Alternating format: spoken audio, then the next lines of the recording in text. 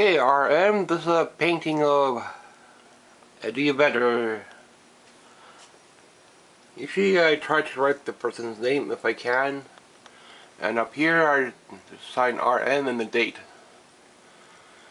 Sometimes I'll fill in the background, like black or brown or something, or blue, whatever.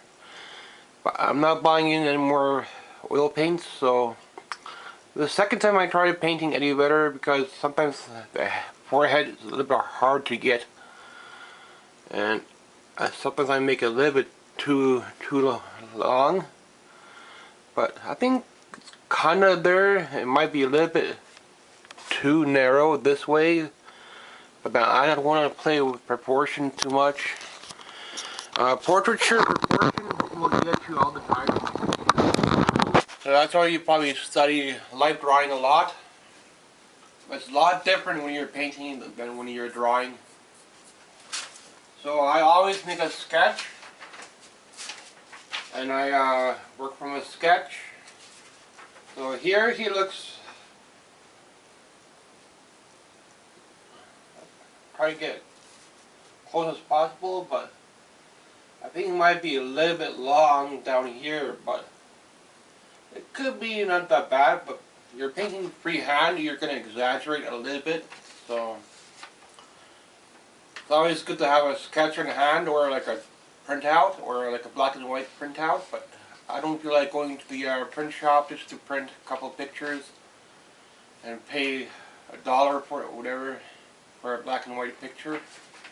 So I make a little sketch, and I have something on hand to look at. And I'm just wondering how, like, I don't measure things. I don't go by two heads, and this way and this way and this way. Some people do that, but I just draw by what I see. And to take it into color, I would need to invest another $100 to $200 in paint and brushes. And some canvas I can reuse. I still can't reuse this canvas if I let it dry and I could paint over it, because it's not quite bumpy enough. If it's too bumpy, then it's not going to be good for painting. So I don't mind letting like little pieces of under canvas show through, like in the scratching, when I do like scratching with the brush. I usually just use some kind of like a cheap brush, like a pretty strong stiff brush, and this one's already garbage. So brushes can be like $5 for a little small one, up to $10 and $20 if you're buying Bob Ross brushes, and you're paying a lot more. But if that's more for like landscapes and stuff, but I guess it kind of looks a little bit. Only thing, I stretched out the bottom just a little bit, I think, but it's hard to get him, I think, looking on the canvas the way I wanted to. But and it depends on your canvases as well, what kind of canvas you have. So I could turn it and paint it the other way, just wipe it out when it dries and try it again. So that's how I would, or I could wipe out like a portion, like half of it, and try to like correct it a little bit. But it doesn't bother me too much with the open area here. Just trying to get the forehead as much as possible, and the eyes to balance out.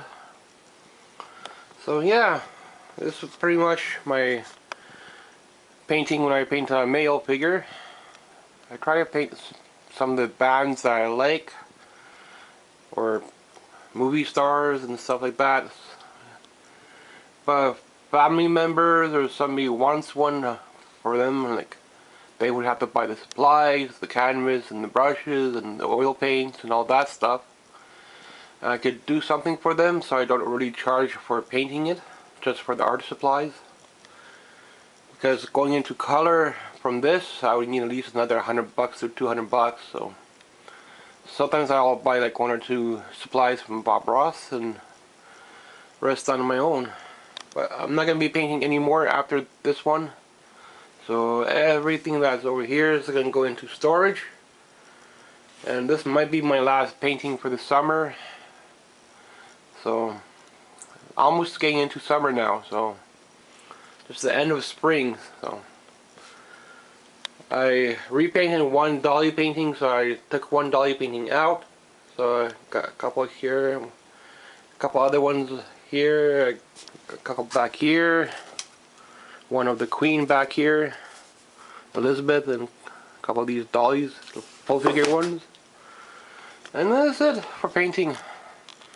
You're spending at least 50 bucks on canvas, and another 100, 200 bucks on art supplies, so pretty close to 300 bucks on supplies. And plus I need a better easel than this, because this one's kind of wobbly, so I don't use this easel to that much.